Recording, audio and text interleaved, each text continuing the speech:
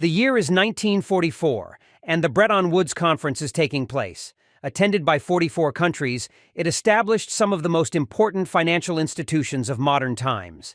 The International Monetary Fund, or IMF, traces its roots back to this historic conference, as does the World Bank. But, for the U.S., one decision made during this meeting trumped everything else.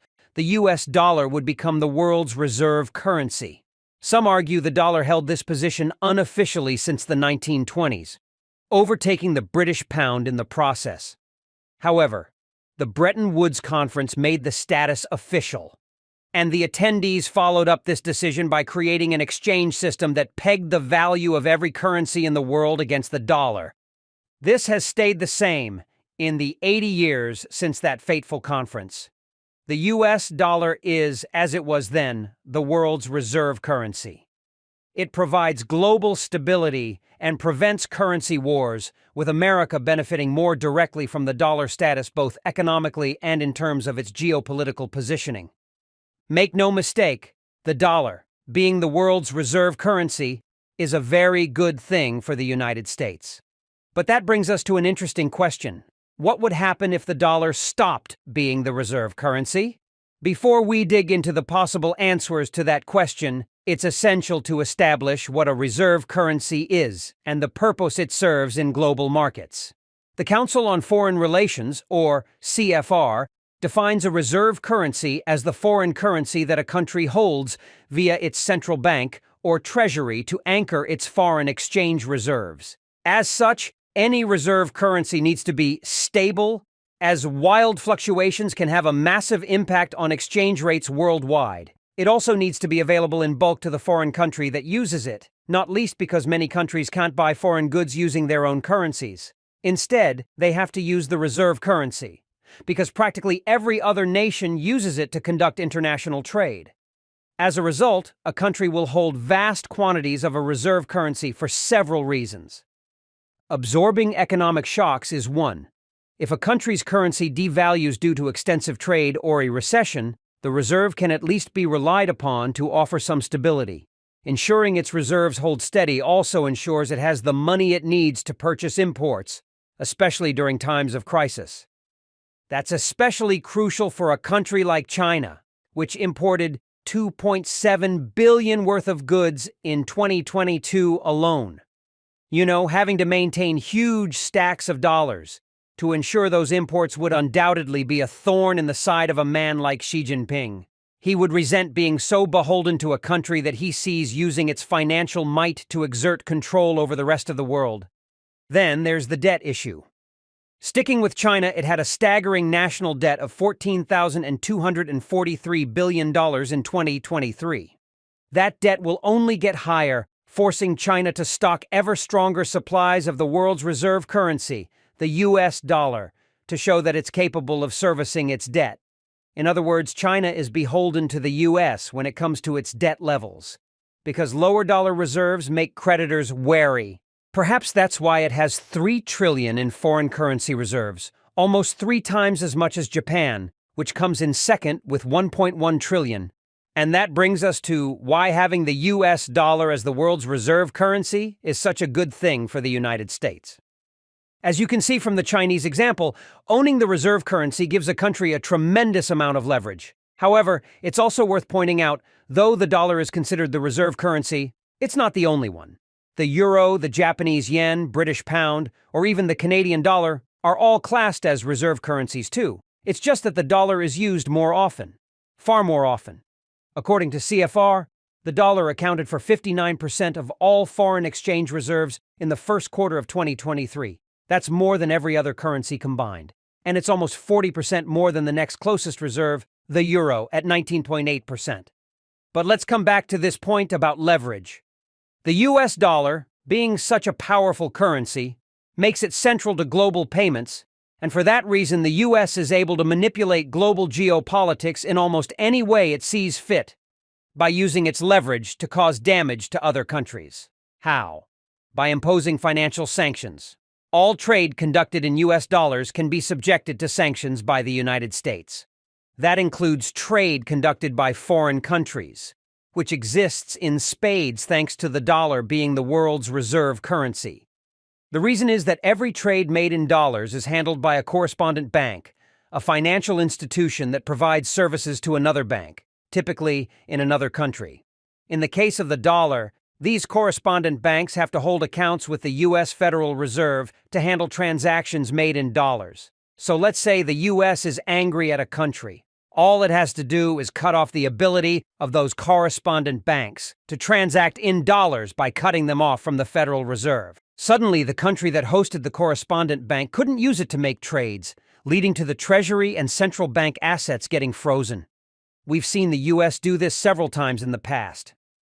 The most recent example comes from Russia.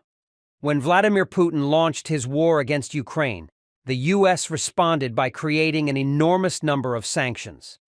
Using the U.S. dollar status as the world's reserve currency to its benefit, it essentially blacklisted Russia from trading in the currency, cutting its correspondent banks off from the dollar. The result? $300 billion of Russia's central bank assets, i.e. U.S. dollars, are simply frozen in time.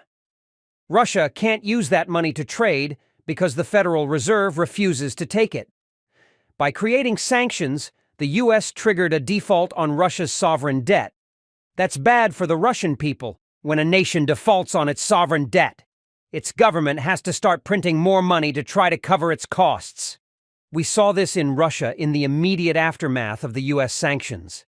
Inflation skyrocketed from 9.2% in February 2022 to a staggering 17.8% by April that same year, a record level in the country. For the average Russian person, this default meant that the cost of essentials such as food shot up. Less money is also available to invest in public services such as education and healthcare, both because Russia had $300 billion of its money frozen, and due to it investing so much of its cash into the war effort. Now, you can see what we mean by leverage. When the U.S. is able to impose such heavy sanctions, it's also able to put pressure on a country's government. It creates a situation within that country that it hopes its people will find insupportable, forcing its government into a situation where it has to resolve its debt crisis or its default status to regain stability. It doesn't always fully work, however. In Russia's case, it managed to use a complex network of third-world countries and European businesses to circumvent sanctions and continue to receive goods while trading in its dollar reserves to support its war efforts. In 2022 alone, this circumvention amounted to $8.5 billion, showing that Russia has at least managed to use a small amount of its dollar reserves. But as a tool for applying pressure, financial sanctions are essential. The U.S. can exert so much influence through these sanctions because of the dollar's status as the world's reserve currency. On top of this leverage comes investment benefits. In the 1960s, the former French finance minister, Valéry Giscard d'Estaing, said the United States benefited from an exorbitant privilege due to the status of its currency as the world's reserve. How does that privilege come into play? Every country wants to have a stockpile of U.S. dollars, because the value of that currency is unquestioned. As mentioned earlier, having dollars makes it easier to import goods, seeing as almost every other country uses dollars. Plus, a robust dollar stockpile can act as security against the debt that a country takes on. High demand for the dollar is the result. Ever since the dollar began to experience such high demand, the United States has been able to use the currency's status to secure inexpensive financing for the investments it makes in other countries. CFR points out that the sheer appetite for the U.S. dollar resulted in a country's trade moving into sustained deficit. In other words, it's importing more goods than it's exporting. The U.S. can stay in that situation due to demand for the dollar. It can issue government bonds at a lower cost than almost any other country, creating yet more demand. That results in the U.S. paying lower interest rates to tempt buyers into purchasing those bonds. This manifests in other countries holding a lot of U.S. government debt. For instance, Japan alone holds $1.1 trillion of American debt as of October 2023. China isn't far behind with over $700 billion. The short story here is that America can rack up substantial external debts while keeping the cost of the debt low due to demand for the dollar. Granted, this exorbitant privilege isn't as exorbitant as it once was. Brookings points out that the Bretton Woods system that gave the US dollar its status as the world's reserve currency started to break down in the 1960s and 70s. The US failed to meet its obligation to provide a currency that delivers global price stability, leading to the international monetary system essentially becoming decentralized in the 1970s. However, the dollar is still powerful. As mentioned before, it still accounts for nearly 2/3 of all foreign reserves. But it's not as powerful as it once was, with the euro, Japanese yen, and other currencies slowly eroding America's exorbitant advantage due to countries building stockpiles of those currencies along with the dollar. And that leads us right back to the question that kicked off the video. What happens if the US dollar loses its position as the world's reserve currency? Perhaps the euro somehow manages to take over, or a new decentralized currency is proposed to take its place? What would the effects be? After all, we have countries like Russia and China arguing that the creation of a multipolar global currency is a necessity because America has used the dollar status as the global reserve as a weapon. The US can't argue that fact, as its use of sanctions is essentially the act of weaponizing its currency to harm countries that act in ways it doesn't want. What would happen if that multipolar currency actually existed? Let's start with weaponization. If the dollar is no longer the global reserve, countries would have far less reason to build stockpiles of that currency. They'd be trading with this new multipolar currency, or at least a currency that isn't the dollar, which would put the US in a difficult position if it wished to impose sanctions on a country. It simply could not do it. It's a guarantee that countries like Russia and China would quickly start offloading their dollars to build stockpiles of the new currency. Taking China as an example, the $3 trillion it has in reserves would quickly be converted into a different currency, meaning the US no longer has control over how Beijing uses that vast amount of money. The Federal Reserve is taken out of the equation because China doesn't need its correspondent banks anymore. Neither do the countries with which it trades. It's not buying in dollars. Its providers aren't selling in dollars. There'd be no need to circumvent sanctions anymore because the country being sanctioned is using a currency over which the US has no control. That's a massive problem for America on the geopolitical level. It loses massive influence in one fell swoop, unable to exert any control over the countries that it attempts to influence with its sanctions. There'd be no way to force a country to default, as we saw with Russia, anymore, leaving the path open for countries that have military ambitions with which the US doesn't agree to pursue their goals with minimal risk of financial punishment. Then there's the demand issue. With the dollar losing its status as the world's reserve currency, demand for the dollar from other nations would decline drastically. Again, this has an impact on any sanctions the US tries to use. But the true impact would likely be felt in the downward pressure that this lack of demand would create. Countries aren't buying the currency anymore, and the basic rules of supply and demand tell us that a shortfall in demand leads to a surplus in supply, with the only way to sell off that surplus being to reduce the price asked for the supply. In economic terms, that would mean a weaker dollar. The currency will no longer trade as well against other currencies as it does right now. And that would shift the value of imports and exports in a way that harms the US. How? We mentioned earlier that the United States has a trade deficit. It imports far more than it exports. But we haven't yet told you the scale of that deficit. According to CFR, it stood at minus $951 billion in 2022. The problem is that this deficit may widen even further, because a weakened US dollar results in everything the country buys costing even more than it currently does. We could easily see that deficit rising above $1 trillion as the US finds itself shelling out more of its devalued currency to buy products its people need. There is one potential saving grace here, though. While a weakened dollar means imports cost more, it also results in exports costing less for buyers. They are able to get more bang for their buck, so to speak, because that buck is worth less and it gets them more. According to the FAS Project on Government Secrecy, there is potential that the loss of the dollar's status as a global reserve could lead to a boom period for exports, with the money earned from selling to other countries balancing out the losses incurred by having to spend more on imports. Of course, that balancing is conditional. Supply and demand economics would come into play again, and the U.S. would have to keep ramping up the supply of goods that it exports to meet rising demand. If it's unable to keep up, no balancing happens. A country can't benefit from higher exports if it doesn't have the product to export. Domestically, you'd see the same thing happening. The average person will have to spend a lot more money to get their hands on imported goods, but they'll also pay less for goods made in the United States, meaning that the loss of the world reserve status could be good for America's manufacturing sector. Whether that's worth the loss of global influence that comes with the weakened dollar is up for debate. Let's expand our scope further. What would happen to the many countries that own U.S. debt? There's a lot of that debt floating around. As mentioned earlier, Japan alone holds about $1.1 trillion in U.S. debt, with China holding somewhere in the $700 billion. They are far from the only countries. According to USA Facts, the U.S. owed around $5.3 trillion to nations other than Japan and China in 2022. That's a total debt load of around $7.1 trillion, made possible by the fact that the United States can secure lower interest rates on that debt with the dollar's current power. If the dollar loses its reserve status, the interest charged on that debt is liable to skyrocket, and if not on the debt, we don't know if the U.S. has long-term locked interest rates with the countries it owns. Then the interest charge for future debt would be so high that it would be almost impossible for the U.S. to claw its way back.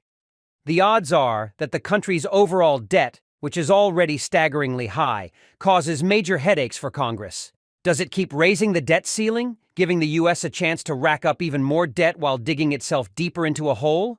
Or does it try to put a stop to it by keeping the debt ceiling as it is and trying to institute policies that bring the national debt down, such as Social Security reform or higher levels of taxation?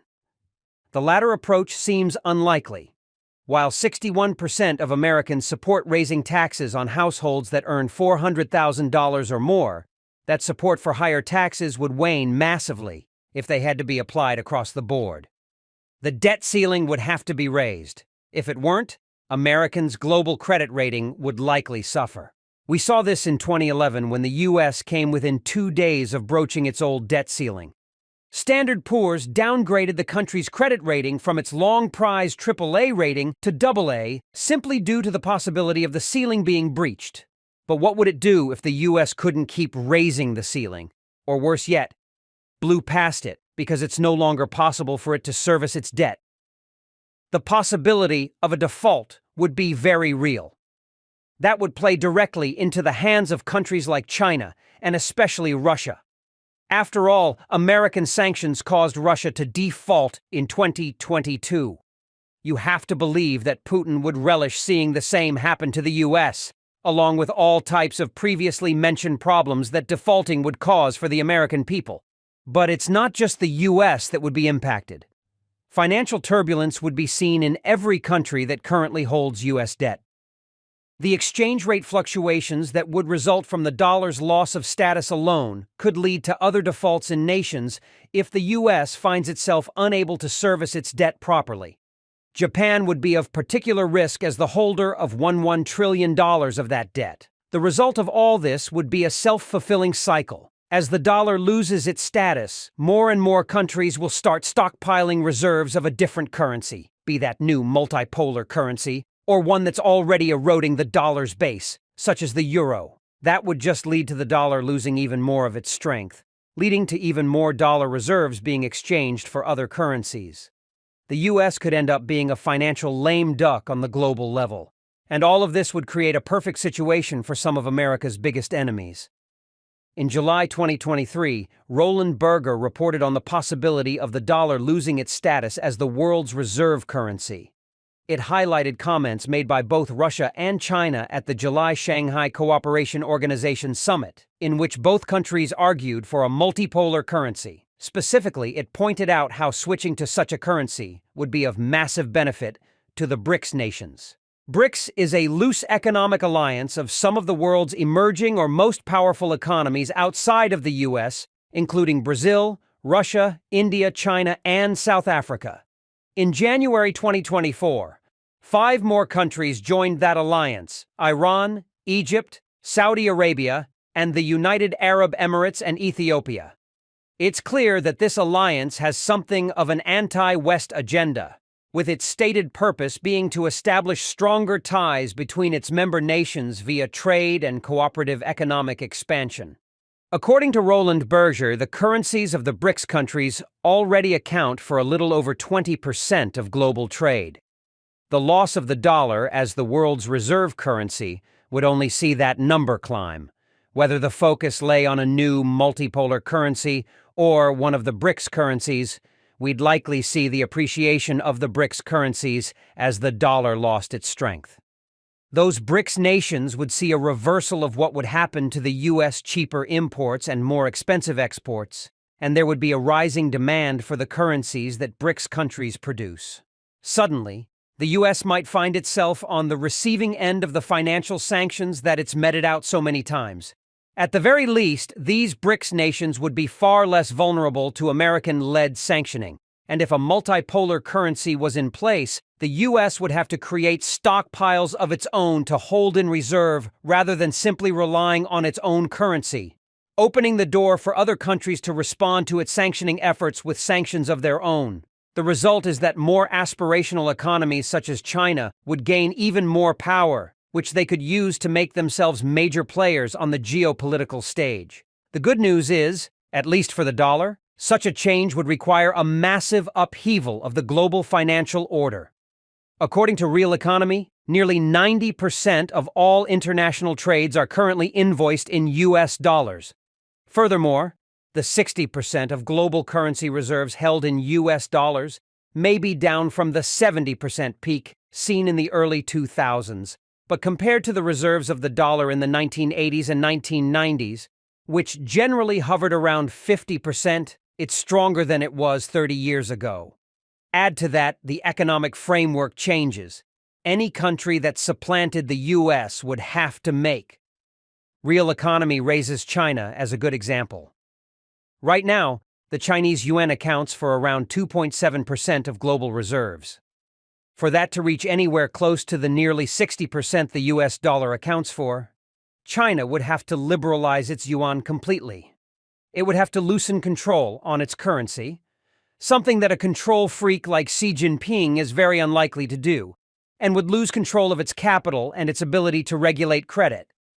China, or any other nation's economic framework, would have to completely transform for it to assume the role that the U.S. currently has, thanks to the dollar. There would have to be wholesale changes in the rules that govern global trade for the dollar to be replaced. This isn't to say that all these changes can't happen, but the loss of the dollar as the world's reserve currency wouldn't happen overnight. It would take a concerted effort, likely opposed by the United States, over years or even decades to achieve. Another country's currency is unlikely to take the dollar's place soon. The same goes for a new multipolar currency or cryptocurrency. Neither can be relied upon to offer the stability that the dollar provides. So, the U.S. can probably breathe easy. Despite all the talk coming out of Russia and China, it's unlikely the U.S. dollar is going to lose its position as the world's reserve currency anytime soon. The bigger worry lies far in the future, especially if those nations can slowly erode the dollar's status over time.